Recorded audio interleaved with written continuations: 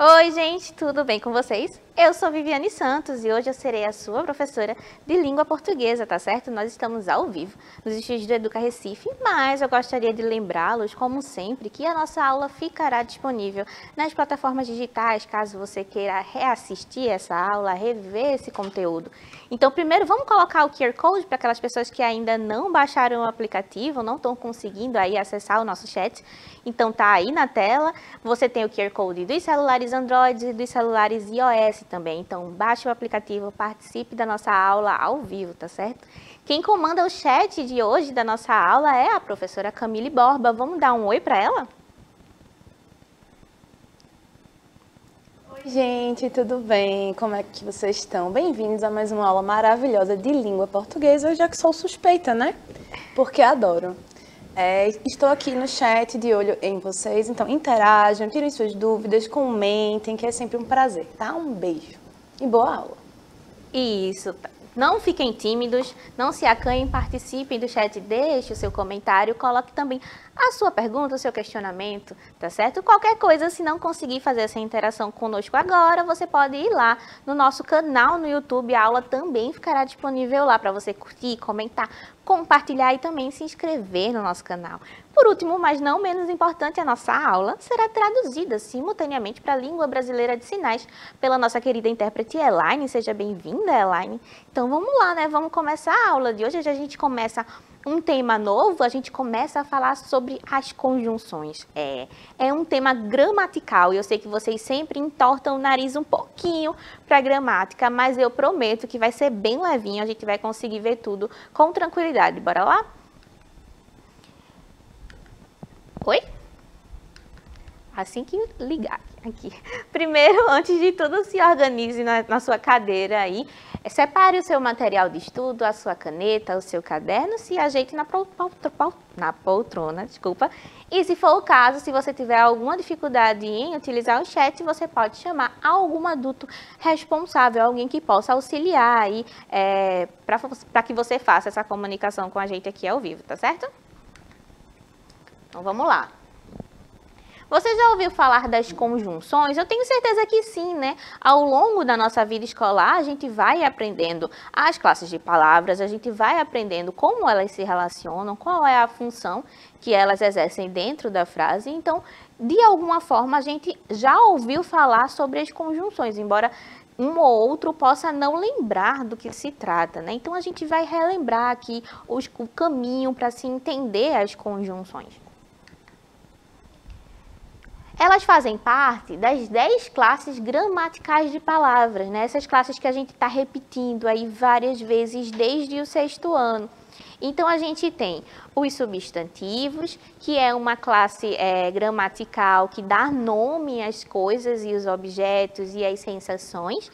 A gente tem o adjetivo, que dá característica ao nome. A gente tem o pronome, que faz essa substituição do nome.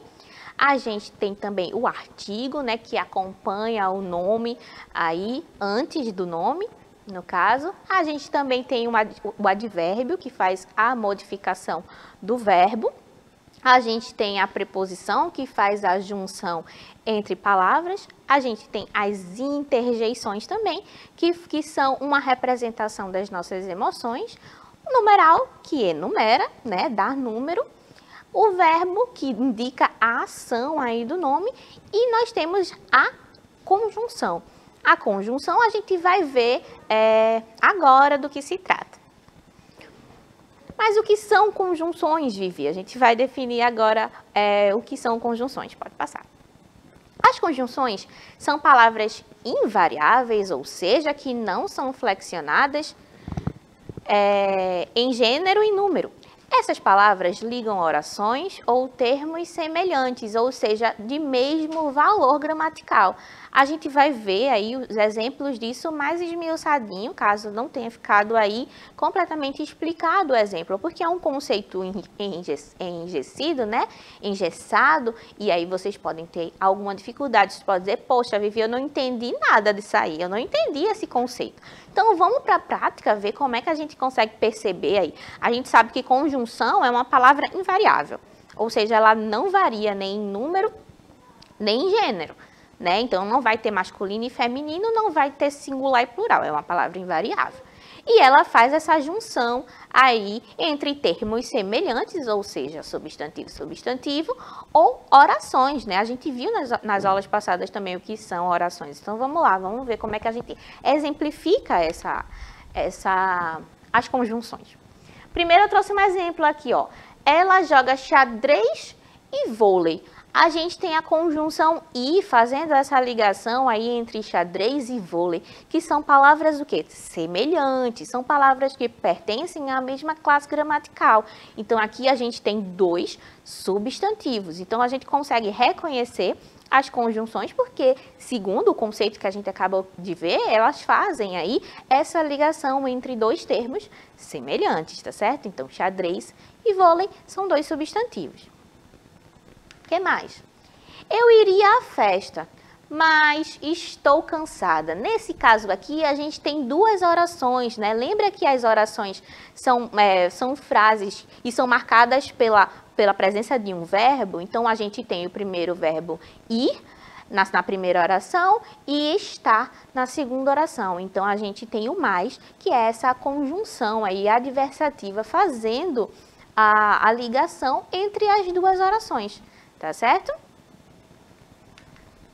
Há 2 grupos de conjunções e aqui a gente começa a meter o pé dentro na gramática, aqui começa a ficar mais elaborado, mas não mais difícil, tá certo? Só começa a aparecer outras questões, outros significados, outras coisinhas que a gente vai adicionando às conjunções.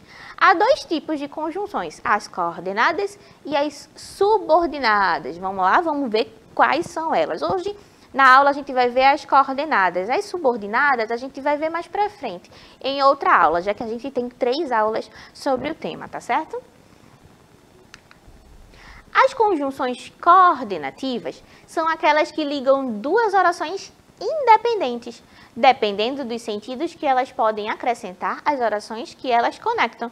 Elas também conectam termos sintáticos e morfologicamente semelhantes. Olha aí, nós temos conjunções coordenativas, aquelas que aparecem entre orações que são independentes entre si, ou seja, elas não têm uma relação sintática de dependência, elas existem uma e outra existindo, né, próximo, mas elas não interferem uma na outra sintaticamente. As orações independentes são aquelas que não desempenham função sintática em relação a outra, ou seja, não são sujeito, não são predicado, não é um adjunto nominal, não é um complemento, nada. Ela está ali fazendo o papel dela, sendo uma frase independente. Então, eu trouxe aqui, ó. A atriz falou aos jornalistas e despediu-se em seguida. Se eu falar despediu-se em seguida, a gente consegue entender completamente o sentido da frase. Então, elas existem aí, estão funcionando, a gente consegue ler tudo, e aí a conjunção está fazendo essa ligação, mas elas existem sintaticamente de forma independente. As conjunções coordenativas são divididas em 5 tipos. Eita, vamos começar a enumerar agora toda essa história. Vamos ver uma por uma quais são os tipos de conjunções coordenativas. Primeiro, a gente tem as aditivas. As aditivas, elas ligam 2 termos ou 2 orações, expressando a ideia de adição, soma ou acréscimo. E aí a gente tem os tipos de conjunção. E, nem, mais ainda, mas também, como também. As 3 últimas são empregadas depois de não só.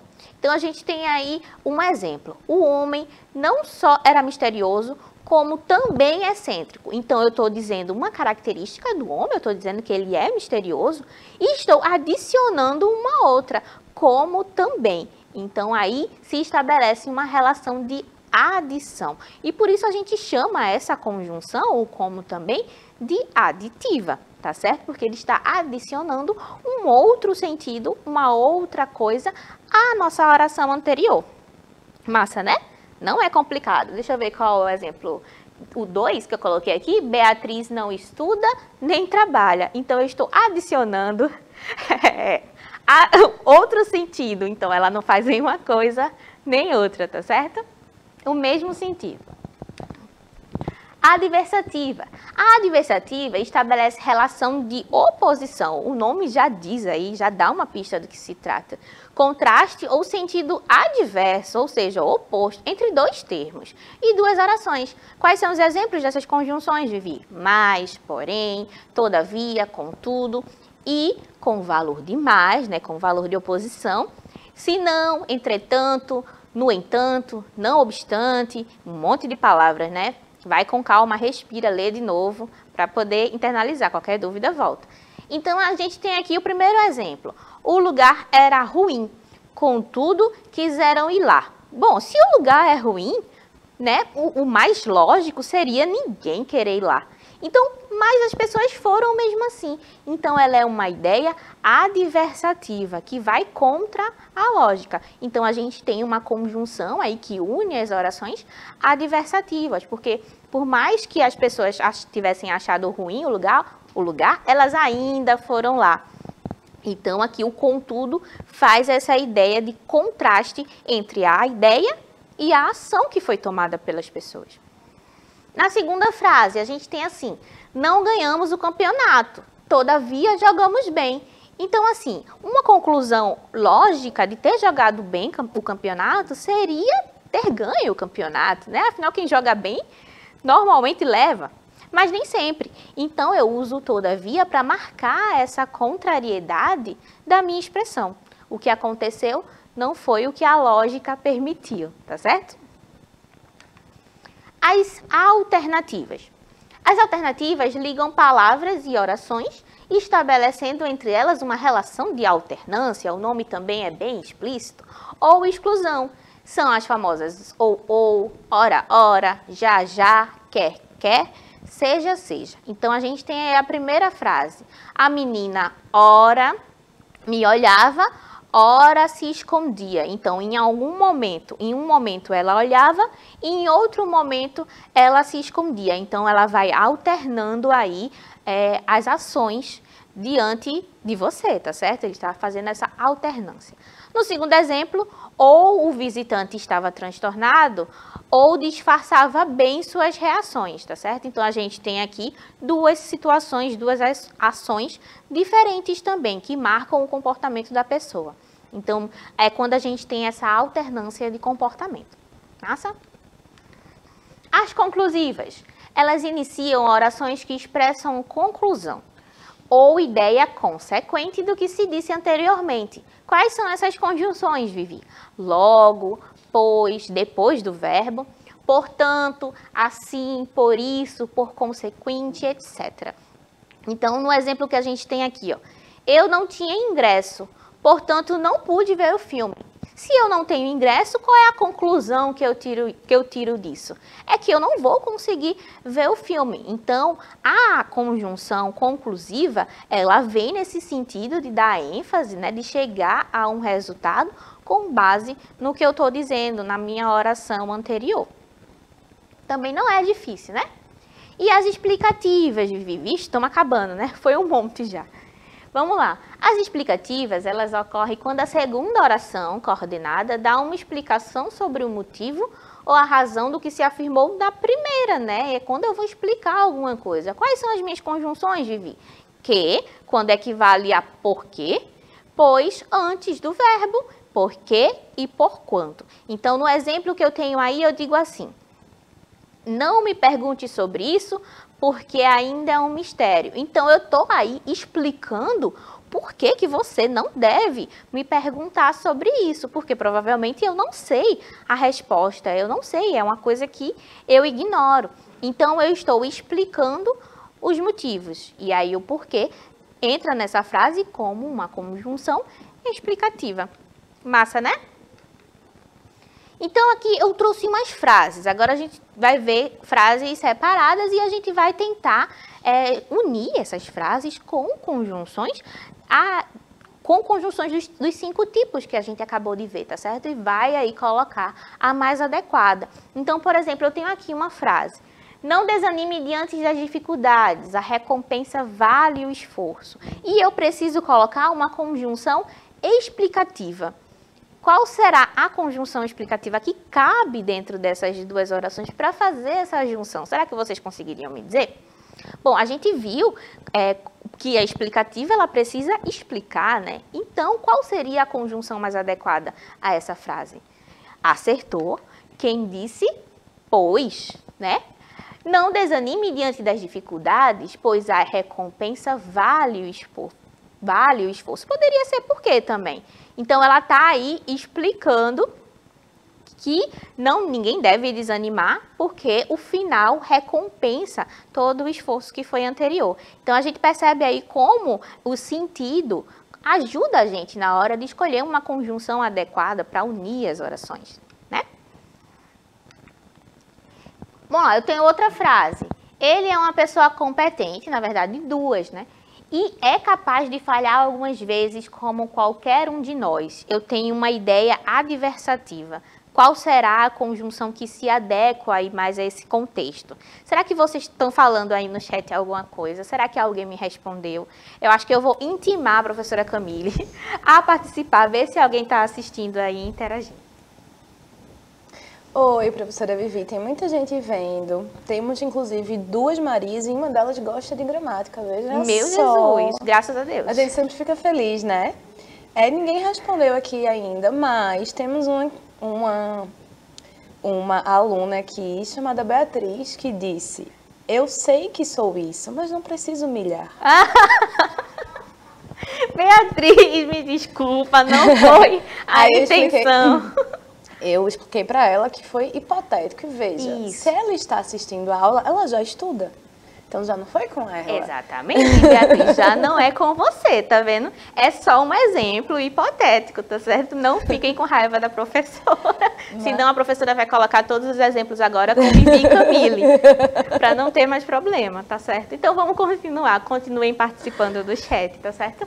Então vamos lá, eu tenho 2 ou 3 frases e eu preciso colocar uma conjunção adversativa. Qual é a que eu coloco? Vamos ver?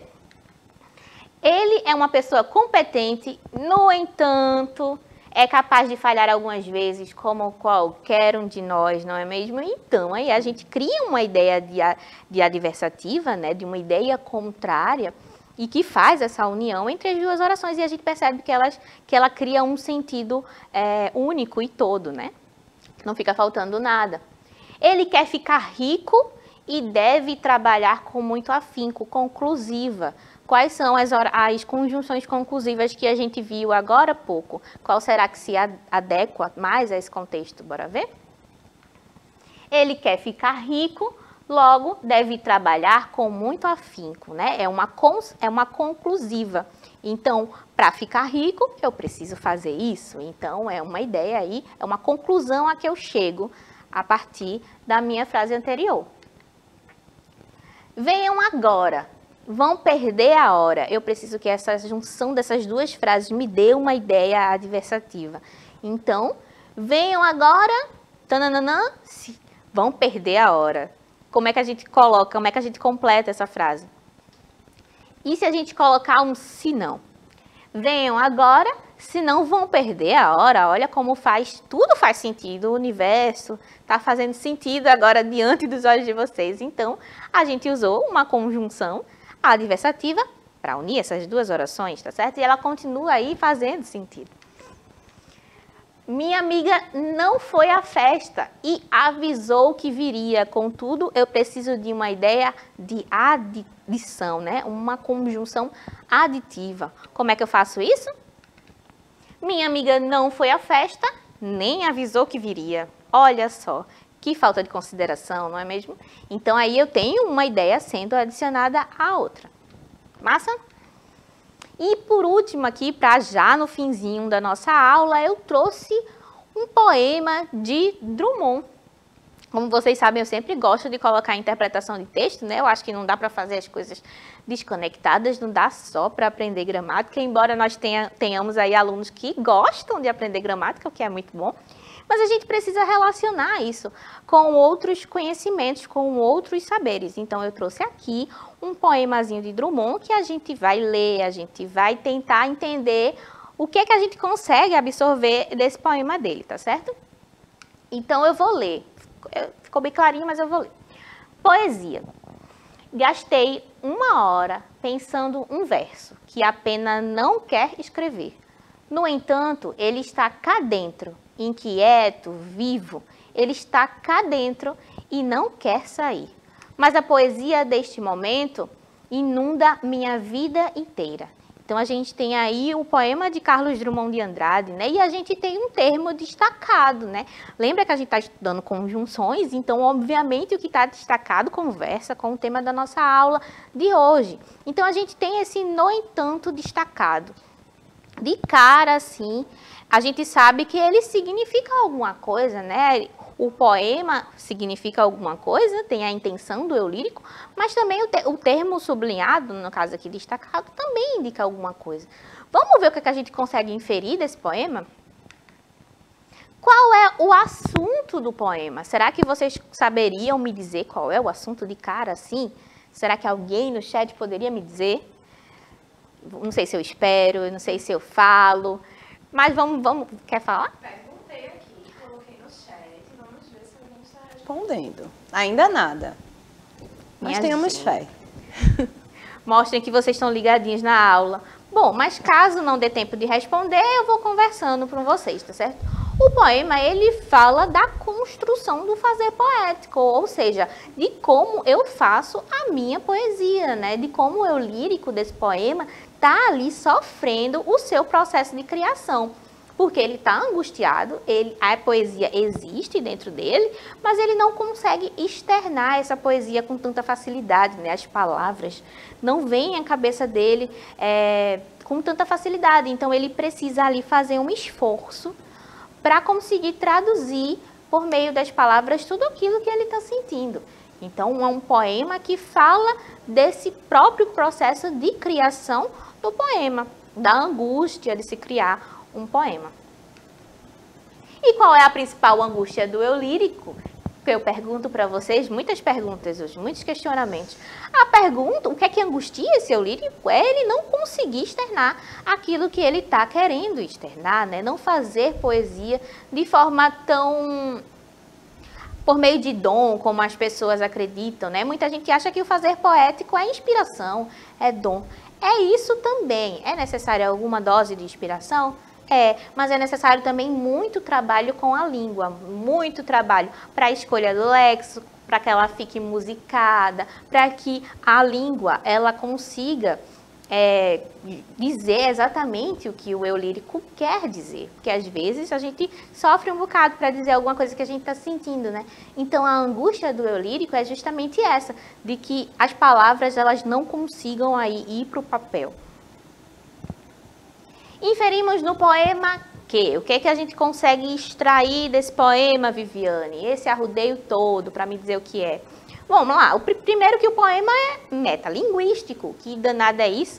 É um poema que fala sobre o próprio fazer poético. Então, quando eu tenho uma arte que fala sobre a própria arte, eu tenho um processo metalinguístico. Então, um filme que fale sobre a história do cinema, que fale sobre a produção de filmes, também vai ser um filme metalinguístico. No poema de Drummond, a gente tem uma poesia que fala sobre o fazer poético. Então, quando a gente tem esse processo, esse caminho, isso também é interpretado como metalinguístico, tá certo?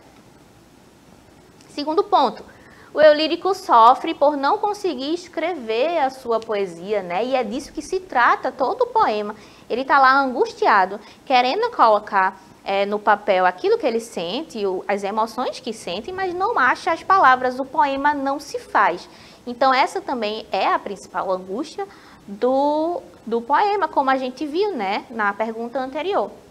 E por último, mas não menos importante, o eu lírico vive em estado poético, né? Ele fala que a poesia habita o corpo dele, está nele o tempo todo. Então, essa poesia que habita nele sente dificuldade para ser passada para o mundo todo, mas o eu lírico, vive em estado poético, vive essa poesia o tempo todo, porque ela o acompanha. Não é legal como a gente consegue fazer várias inferências a partir da interpretação desse poema? E a conjunção, Vivi, né? Você disse que ia falar sobre ela. Então, a conjunção presente no poema de Drummond, eu quero saber qual o valor que ela tem. Ó, gastei 1 hora pensando em verso que a pena não quer escrever. No entanto, ele está cá dentro, inquieto, vivo. Então, ele não quer sair, mas ele está dentro. E qual é a ideia que esse no entanto aí expressa? A gente viu um monte de conjunções, né? Vamos ver qual é a resposta? Ela é adversativa, né? Porque contrapõe aí as ideias que o autor coloca no texto, que na verdade que o eu lírico quer expor, tá certo? Eu espero que tenha ficado aí bem arrumadinho para vocês. E agora é a vez de vocês. Vocês acharam que eu ia embora, que eu não ia passar a atividade hoje? Jamais. Já que a poesia está dentro do eu lírico, do poema de Drummond, eu quero saber qual poesia está dentro de você. Comente no YouTube qual é a sua poesia favorita e tente reconhecer nela alguma conjunção trabalhada na aula de hoje, tá certo, minha gente? E é isso, eu vou me despedindo por aqui, a gente vai passar para a professora Camille para que ela possa se despedir também. Tchau, gente. Foi um prazer enorme estar aqui, interagir com vocês. É sempre ótimo. Então, um beijo e até a próxima aula. Gente, eu espero que essa aula tenha sido massa, que vocês tenham conseguido aí visualizar como é o uso, né, das conjunções coordenativas. E a gente se vê na próxima aula com as conjunções subordinativas. Um cheiro e até breve.